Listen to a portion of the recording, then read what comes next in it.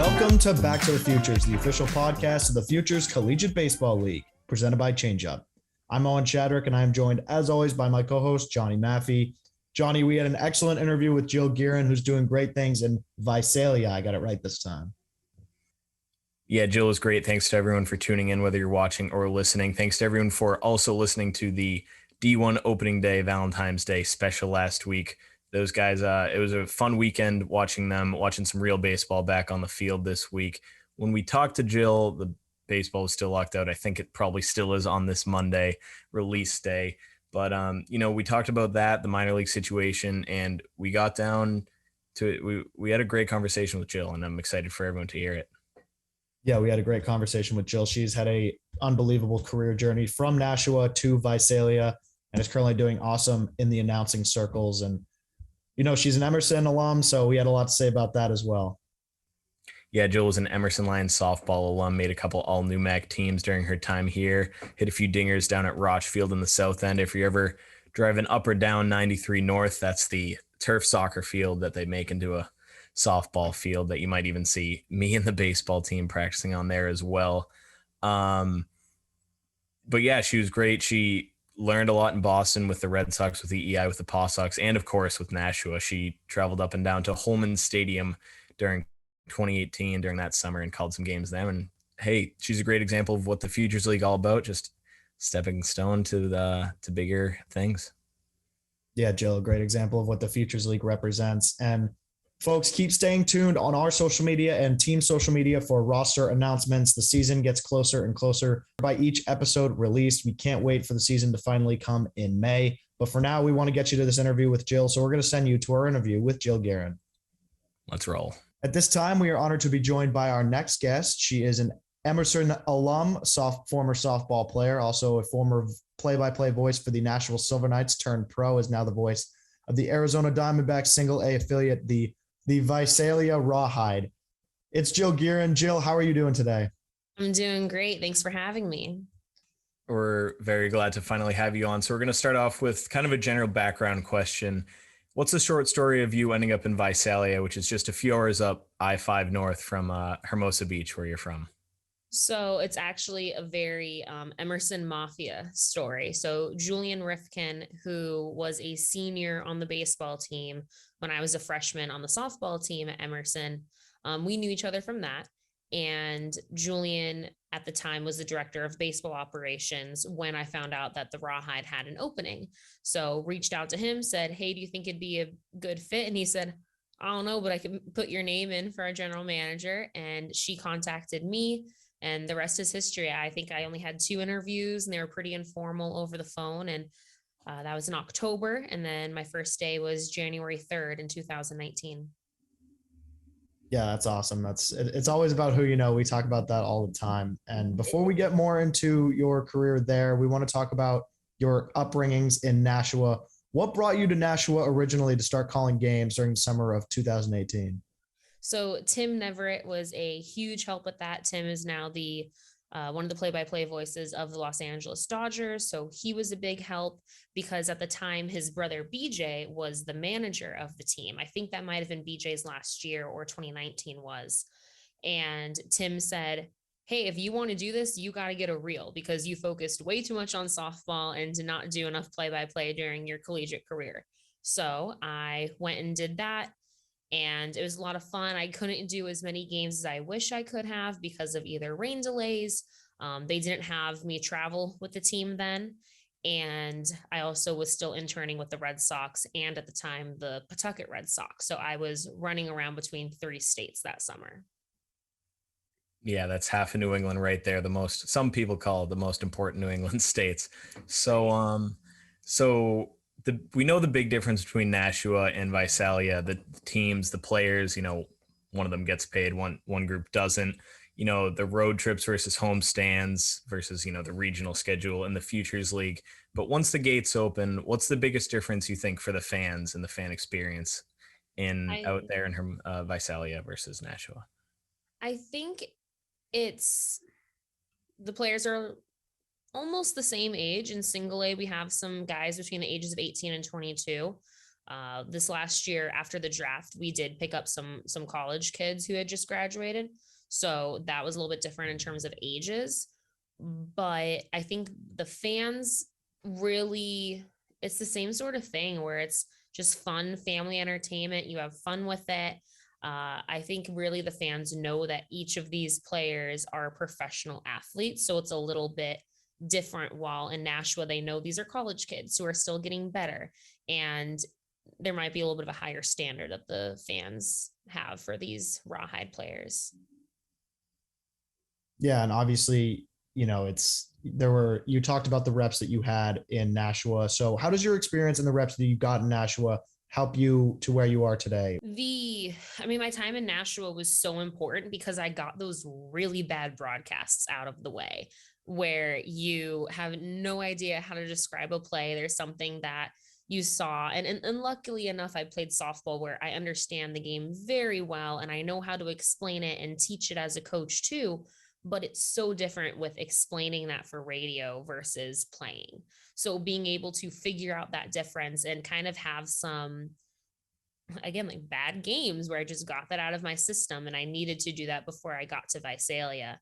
And I saw a lot of growth in Nashua, and I got immediate feedback from Tim and other people in the Nashua front office. So that was helpful and quite frankly needed.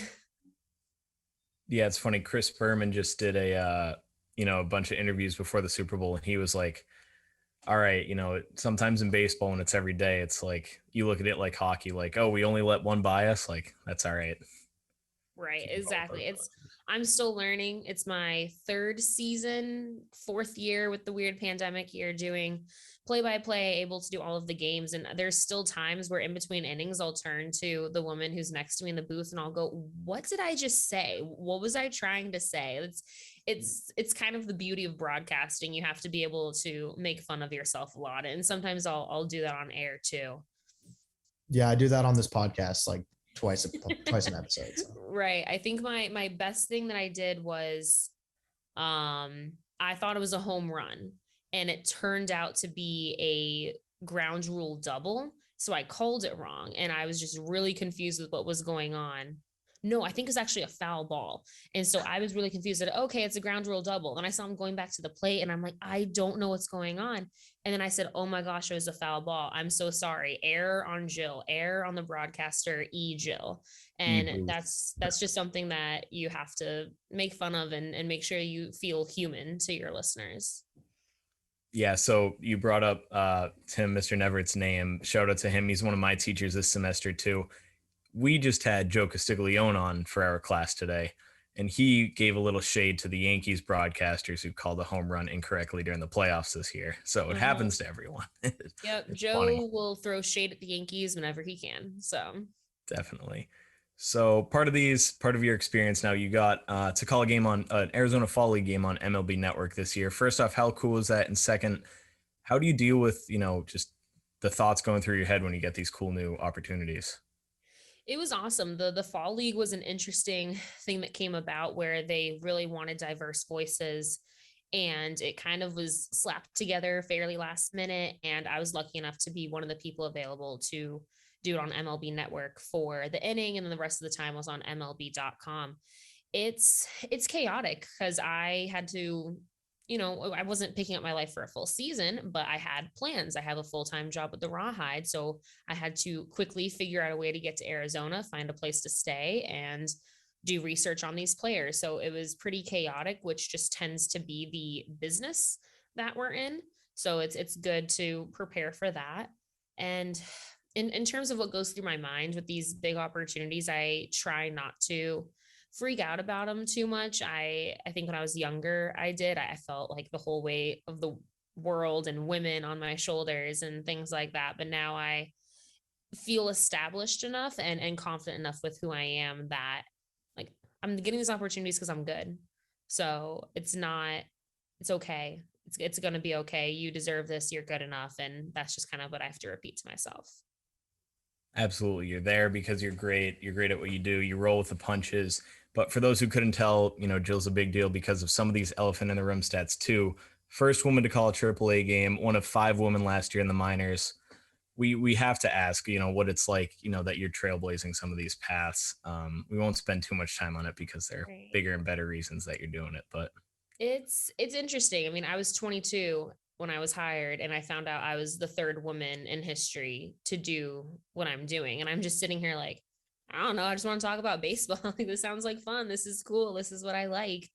Like I said, I put the weight of the world on my shoulders for a little bit, and I've hit a point where I feel a lot better. And as much as I want this to be normalized and not um made a spectacle about things, we have these all women broadcasts, which are awesome, but sometimes it feels like it's a one and done thing, and we can check off our diversity box, and that's not what we're here to do. We're here to bring important opinions and point of views to this great game of baseball and other sports. So for my standpoint, I don't want it to be something like a spectacle, something that we just talk about and don't do anything about. But I do also understand that I need to be visible for young girls to know that this is an option for them to pursue. yeah, you're quoted saying sometimes you just want to be Jill, you just want to talk baseball, and that's super important too. Is it a goal to not make it a storyline? I think so. I don't think that's going to happen soon. I think that might be a 10-15 year plan, because we still deal with a lot of sexism in the workplace and things that we're dealing with, or especially with social media. With social media, I'm not sure if this is ever going to go away, to be honest. Um, so I think the goal is, the headline isn't that she's a woman. The headline is, this woman was hired. I think there's a difference between those two headlines. Yeah, for sure. And, one reason that you're in baseball, you told Baseball America your dad put a scorebook in your hand very, very early. Would you be calling a different sport in a different realm of media if it wasn't for that, do you think? Maybe. I think softball and baseball was always my sport. That was what I played when I was 6 all the way through college. I never picked up basketball, which I think broke my dad's heart because he played basketball in college. But softball was what I liked. And I think I could see myself being involved in sports still, but I'm not sure if it would be broadcasting or if it would be specifically baseball and softball. Without my dad teaching me how to score a game, and then us being able to talk about the strategy of, why did this player throw to second instead of first? Learning that stuff when you're 8 is important to your growth as understanding the game and as a player. I wasn't going to the ballparks learning about baseball because I wanted to be an amazing broadcaster. It was because I wanted to play for the Olympic softball team when I was 8 years old. So there was a much different way that I learned the game of baseball, almost closer to the players that I cover than other broadcasters. Yeah, and that's incredibly unique and something that definitely is, what sets you apart from others. We saw on your social media, you obviously go to games, you post with your dad. Is it different going to a game now because you don't have as much time on your hands in the summer? A little bit. I think, With him, I mean, yeah. trying to remember the last time I went to a Major League Baseball game as a fan. That might have been 2019, and I was like still networking and stuff. Yeah. I just love spending time with my dad. I'm an only child as well, so he is awesome. Both my parents are super supportive and great, and sports is just something that my dad and I have come together on. It's something that we love to do. We'll watch the Patriots games together, watch Red Sox games, go to Kings games. That tends to be the one that I can go to the most because it's during the holiday season. So that's kind of become our thing. But yeah, sporting events and my dad are something that I do miss going to more. Before we return to our interview with former Silver Knights announcer Jill Gearin, we want to share a message from our friends at 78 Sports. Do you have kids playing baseball or softball? We all know practice time is limited, especially here in New England. Not to mention the cost of lessons and cage time can add up quickly. Save yourself time and money by giving your kids what they need to work on their game at home. Our friends at 78 Sports can help you put together the perfect at-home training setup. Whether you want to start small with just a tee and hitting net, or looking to set up a full cage with turf and a pitching machine, they have you covered. The team at 78 Sports has designed and installed hundreds of home and commercial sports training facilities, so let them help you plan the perfect setup for your space. Visit the 78 Sports website at 78sports.com. That's SEVENTY number 8 sports.com. For a limited time, just by mentioning Back to the Futures, you'll receive a 10% discount off your order. That's SEVENTY number 8 sports.com. Now, back to Jill. And speaking of professional sports and professional baseball, the current question, the current issue of Major League Baseball is the lockout. It continues as we are recording on Wednesday, the 16th. It doesn't seem like there's an end in sight, and it only gets worse with Evan Drellick reporting that the MLB doesn't want minor leaguers to be paid. We're going to talk about this for a little bit, but kind of just off the top, what was your initial reaction when you saw that? Yeah, the good news for me, I mean, selfishly, is we still have minor league baseball, and that's something that I care about because I did lose a full year of my career with broadcasting baseball in 2020. So selfishly, I'm really happy that at least we're not going to be too affected by it in terms of having games and having players. As far as the growth of the game, it's not good, obviously, where there's these kids who are looking forward to baseball season, and you have to try to explain to them why these grown men are fighting about things and why there's no baseball for them to watch except for minor leagues. In terms of the no paying of players, I am fortunate enough to get very close with some of these guys where they become like brothers to me. And they tend not to, especially with how young they are, speak out about it, but I get pretty angry for them. And I have to be very careful to choose my words because I am also the media relations manager for the Rawhide. So technically I am the spokesperson for them. But in this podcast, I'm going to be Jill, the person who cares about the players that she covers. So disclaimer. Yeah, I'm angry. These guys are your athletes that you should be caring for and taking care of. And some of them cannot afford to not be paid in the off season. And as a broadcaster, sometimes we're seasonal, and I'm personally understand the seasonal aspect. I'm not gonna be really angry about that. The not getting paid during spring training thing is ridiculous. In any other profession, if you have to have someone there for training, which is what they called them, trainees, you are legally supposed to pay them. I understand legally that Major League Baseball has, I forget the correct term for it, but they have a loophole essentially that went to the Supreme Court, completely legal, all of that. I think that should be overturned. I'm not a lawyer. I don't know how to do that. This is just what I witness. Yeah, I'm angry. I'm not happy. Yeah, neither are we. And we were talking about it earlier, just between the two of us, about how, especially in the Futures League, there's so many former minor leaguers that make up the heart and soul of our league. So seeing things like this and how they don't want to be paid, it's a shame because all these guys are impacting the game by teaching college kids before they even get to the minors about the ins and outs of baseball and how to improve the game. And you said it's just ridiculous, and we couldn't agree more with that. Right. So specifically, like you said, a lot of these guys who are signed for the minors don't make it to the majors. And they are the ones who are then teaching the next generation. They're coaching at JUCOs in high school. They're volunteering at little leagues. They're participating in things like Driveline, where they're now the people doing this stuff and helping you. And they are growing your game. We're worried that baseball is dying. Want to know how it grows? These minor leaguers that you cut, they go and help take care of the game. And if you don't treat them well, they're not going to do that. And people are saying back in the day, this, and that. Times are changing. It's 2022. There's a woman who's traveling with a baseball team, and that did not happen 10 years ago. So time to get with it. Well, yeah, exactly. And to that point, like, you can say back in the day in any conversation in baseball, any topic of baseball, you can say back in the day, but in the reality, it's 2022. And, obviously Driveline's great. I've done their programs. I've met some of those guys. The Futures League is great. We both work there. We both love the people we work with, but it's like in high school, we were coached by this, former minor league or former indie ball, and these summer teams and so even little league, it affects every part of the game.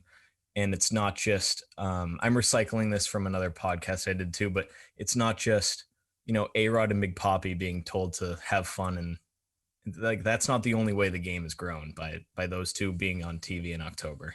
Right. And you have to remember that some of these players are signed when they're 16 years old in the Dominican Republic, Venezuela, not Puerto Rico because they have to go through the draft system, but a lot of other Latin American countries. So they're signed for some of them a decent amount of money. There's some international players that have good money, but by the time they make it to here in Visalia, that's probably year 3, year 4, and they're helping their families back home, and they're spending their money, and they might have blown through that money by now. There's so many layers to it, and no matter how you look at it, it's, if you respect your employees and you value them, prove it. And I don't believe that Major League Baseball as a whole is doing it.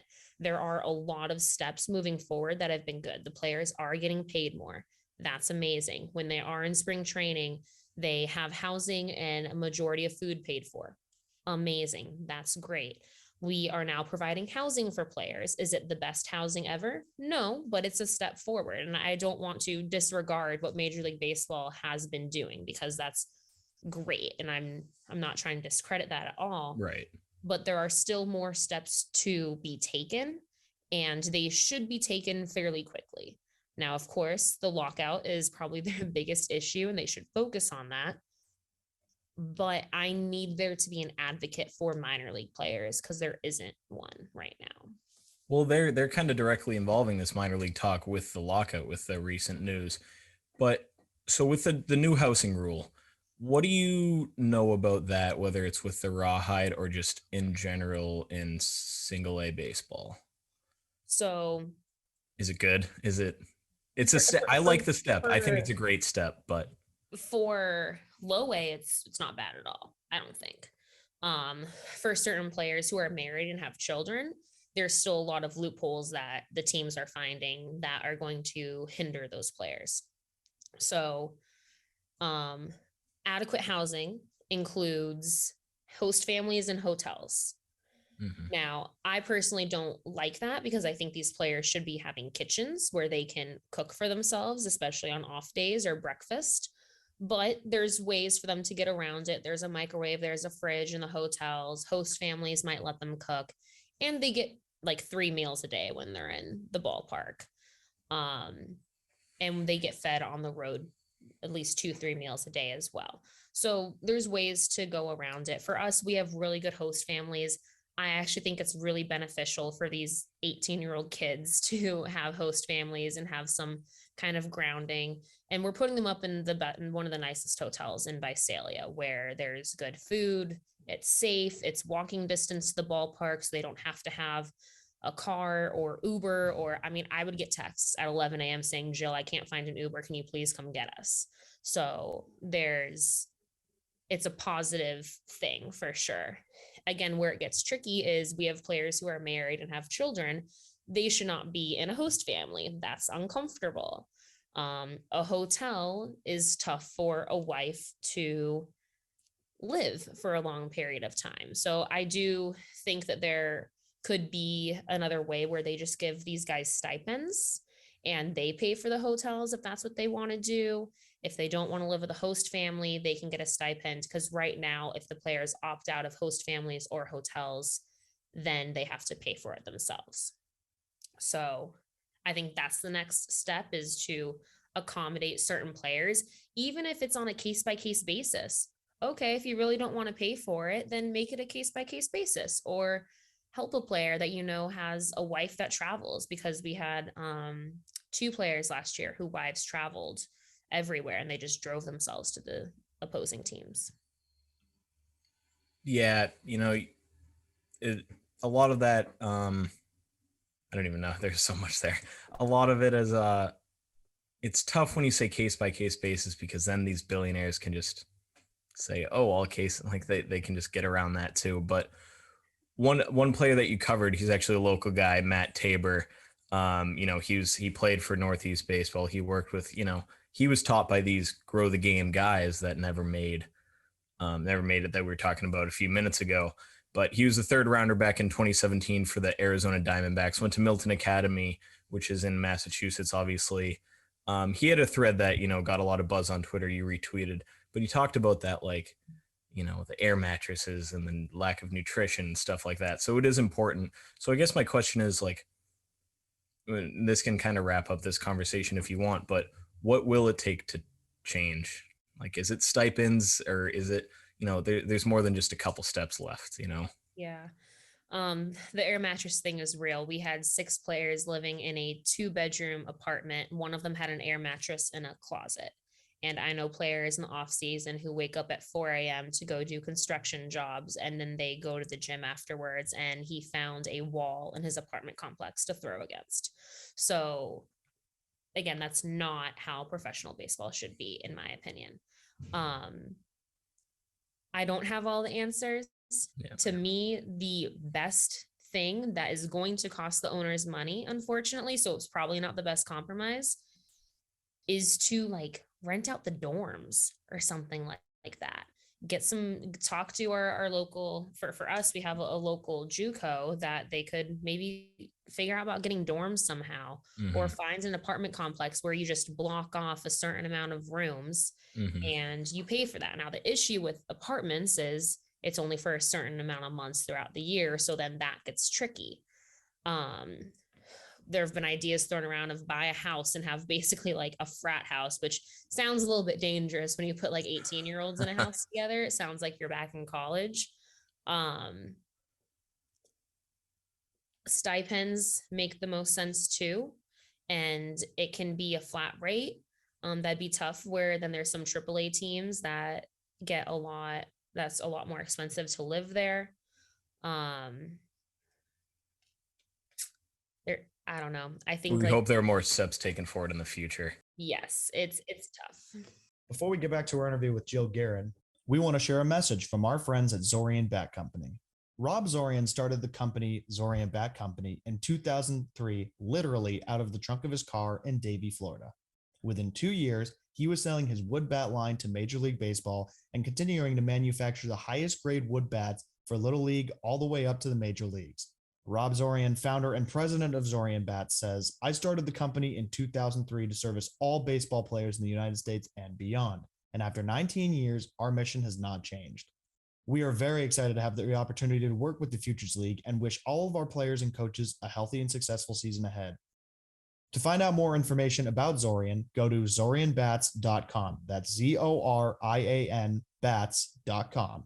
Zorian, America's baseball brand. Now back to our interview with Jill Gearin. To move on a little more fun stuff, I guess, and more back into your past. Let's rewind a little.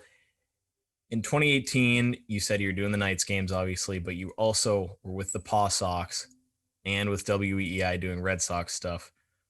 3 states. Can you take us through like a 3-day schedule? Like what was going on the agenda in your mind? Yeah. So I lived in Brighton. So at least in Boston. On the green line, the beautiful green line. Yes, exactly. Gotta love the green line. So let's just say let's go like Paw Sox, Red Sox, Nashua. Let's do that order. So I would take the commuter rail into Pawtucket and then either Uber or walk to the stadium, work, hope that I got off early enough to catch the last train going back to South Station. If that didn't happen, I had a friend who lived there who would come pick me up, and I'd crash there and then take the train in. So then for the Paw Sox, I did like fan entertainment. I helped get like kids and stuff like that for the games. And then with the Red Sox, I'd have to be at the field usually by like 3:00. And so I'd get the commuter rail, wake up, take the T into Fenway, work the game. I would be in the clubhouse after the game, just getting some audio interviews and whatnot, and then take the train back to Brighton and sleep. for Nashua, I would take the bus either to Salem or to Nashua, usually to Salem, New Hampshire, because my aunt lived there. And then I'd borrow her car and drive to the Nashua games. And then after the Nashua games, sleep in Salem and then get the bus back to Boston. So that was my mornings. I have a headache trying to go through all that, your own schedule, but that's insane that you did all that in one summer. And I have to ask, we're obviously big fans of the Red Sox. 2018, what was it like covering that historic baseball team? I mean, in my middle school graduation speech, I told people I was going to be the announcer for the Red Sox. And then I ended up working there a few years later for a championship team. So it was really cool. I was really upset that they didn't win at home. In fact, my dad went to the game that they won it all in LA and he didn't fly me out. So I still have beef with my dad about that. But I mean, it's so cool. You know, my childhood team, I got to experience what it was like and see the camaraderie. And even if it wasn't my childhood team, to be a part of a championship team is so exciting and so much fun to just watch them grow. It's one of the best things ever, because I did that with the Rawhide in 2019, which was fun to watch too. Yeah, it was cool. Like, I don't know how else to say other than it was freaking awesome. Yeah, I mean, for us covering the Futures League, it's so awesome getting up and close with these guys during all the championship series and just seeing all the raw emotion after a long season and stuff. I can't even imagine doing that for the Red Sox.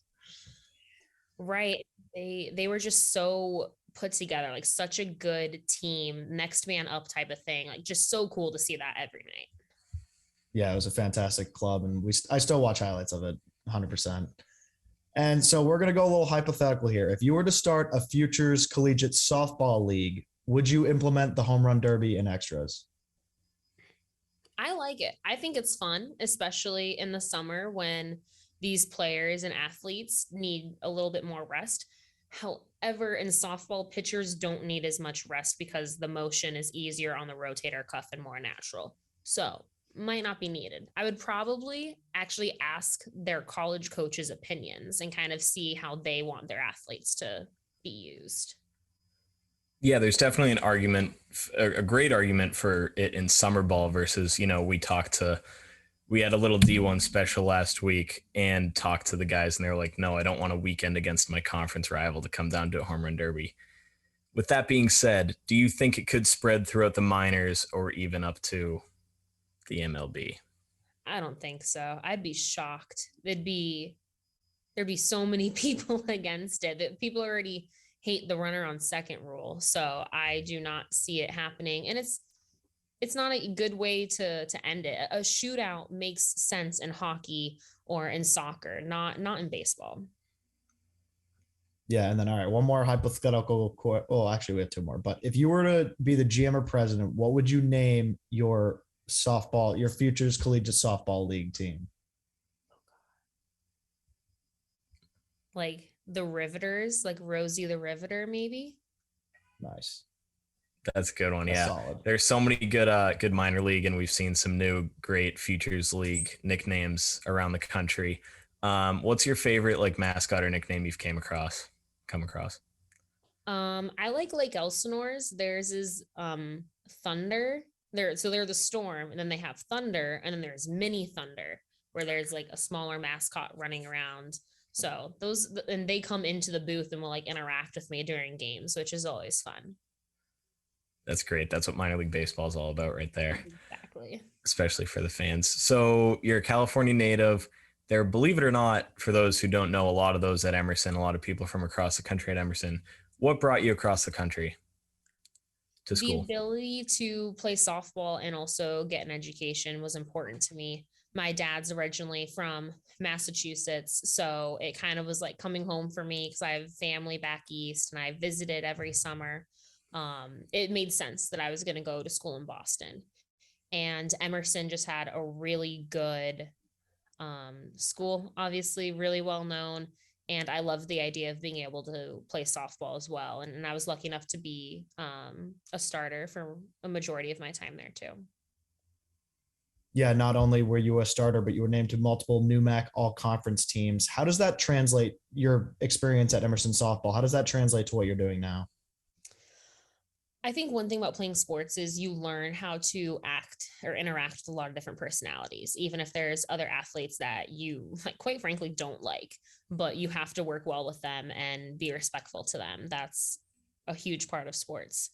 I think my ability to understand the stress that some of these players are under really helps me as well. I kind of market myself as I'm an extremely unique individual. Not only am I a woman, where that comes with a different point of view, but I'm a former athlete who is really good at connecting with these players and understanding where they're coming from. And even if I don't get it completely, because I'm this white girl from Hermosa Beach, California, and then there's this kid who's from Venezuela, who this is his first time in the United States.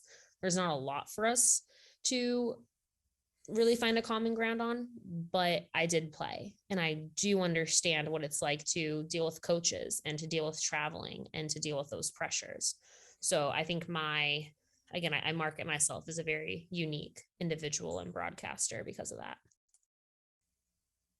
All right, something else that's unique is the Emerson College softball field. I'm going to describe Roch fields to the listeners as best I can, and you're going to fill in the blanks. So it's a turf soccer field in the south end. It has a building in left field that's like the Padres, Western Metal Supply Co. building, or even the Camden Yards warehouse. That's in left. And then 93 South rush hour traffic is above the field in right field. Not literally above the field, but you can hear it the whole time. If you're at first base trying to talk to the left fielder, they probably can't hear you. Am I missing anything? No, that pretty much sums it up. There's a lot of wind too. It's like in a wind tunnel there.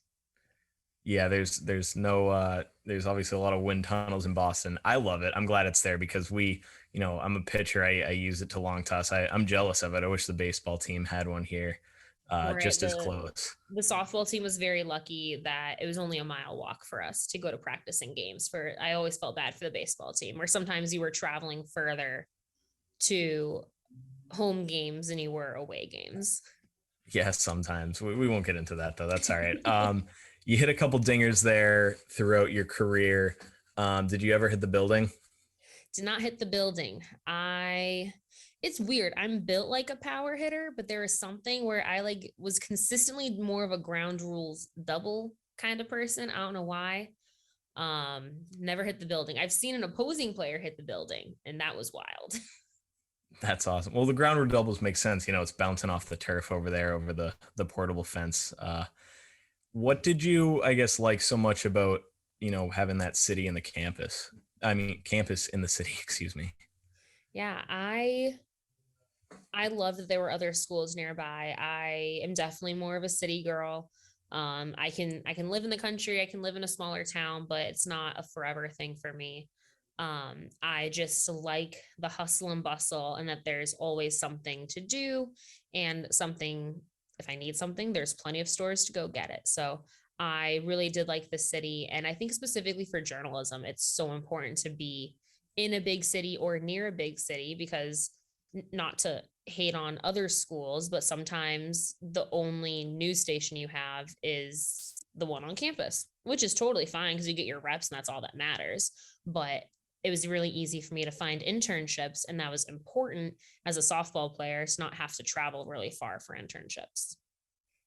Yeah, absolutely. And that just brings up my next question perfectly. In the classroom, we have some great teachers too. Some you're still in touch with, obviously.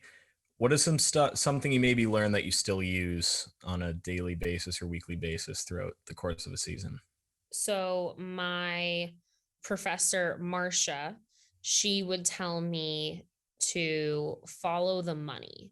And I didn't really understand what that meant. I was like, you don't need to follow the money in sports, but no, you do. Because let's be honest, with this lockout, the money makes the world go round. So for me, whenever I read a story, I always try to look at it from a financial standpoint. And usually if you look at it from that way, you can figure out why something is happening. Yeah, that's great. And I know I went to UMass, so I know that it was always important to be in touch with professors and take advantage of whatever you could on campus. And a couple more questions here before we get to our final segment. You said you lived in Brighton. You obviously went to Emerson. What were some of your favorite restaurants and bars in Boston? Barcelona Wine Bar. I miss it so much. I think I dream about it sometimes. And I mean, good food. I mean, come on, like girls love charcuterie boards, right? And that's basically all that it was. So that was hands down one of my favorites. As an Emerson kid, you have to like the TAM for the bars, right? And then other restaurants that I liked, in Fenway, the Baseball Tavern was always really good food. I liked it there. And I always went to Rock Bottom a lot too. Yeah, Rock Bottom right behind campus. Obviously the TAM right next to it. Did you ever go to Maria's late night for food? Maria's wasn't a late night. That was more of I forgot to pack a dinner and I need to go to the journalism lab after practice. So I went and got a burrito. Perfect. Well, we do another podcast and they gave us a little Super Bowl platter for it. So we just wanted to shout out and thank them again on this one. They're awesome. They're so cute. When we graduated, I think after every year they put a sign saying thank you Emerson grads. Like that's so cute. Yeah, they're awesome. But yeah, a lot of great spots. Owen and I usually hit up Loretta's near Fenway too for those. Yeah, Loretta's is good. Spots. Yep.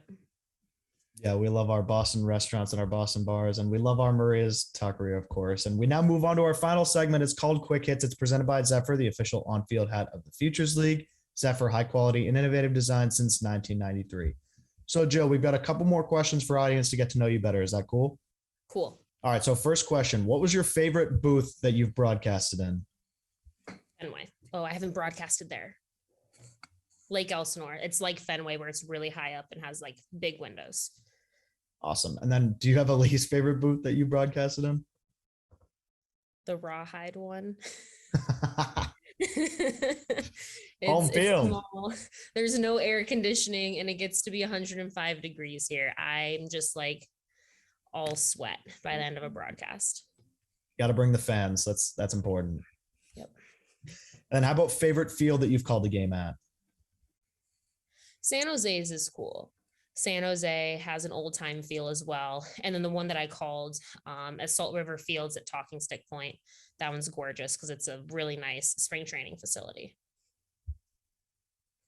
All right. And then what about either your most eventful or favorite road trip to an away game with the Rawhide? Most eventful, probably the Stockton Ports one. That was when we clinched the first half. So we made the playoffs and that was my first champagne shower. That's awesome. And then what about a sports stadium or event on your bucket list as a fan to go to? I want to go to the Olympics. The Olympics. I don't know if that counts as an answer. Gotta wait a couple years. If it's the winter, it might be too late for that. That's a good one. We definitely obviously the Super Bowl is right near you too. Did you see any are you in LA at home right now or are you in Visalia? I was actually in LA for Super Bowl weekend. So is that hectic and crazy? Did you see? There was a lot of Bengals fans. It was weird to see orange around. Yeah, that makes it. There were a lot of Niners fans the week before, so no shade towards the Rams though. But what about a bucket list game to call or event? So this is actually, I think, more than the World Series for me. I want to broadcast a major league debut for one of the players that I've covered. I think to be able to be a part of their career and then to end up calling a debut for them, I mean, like cherry on top. Yeah, that's the perfect, relationship. It just goes to show the full circle. That would definitely be awesome. And what about a favorite all-time baseball or softball memory? So I was in All-Stars in Little League when I'm like 5th grade or something like that. This was softball. So we won the All-Star championship. And then this was in 2008.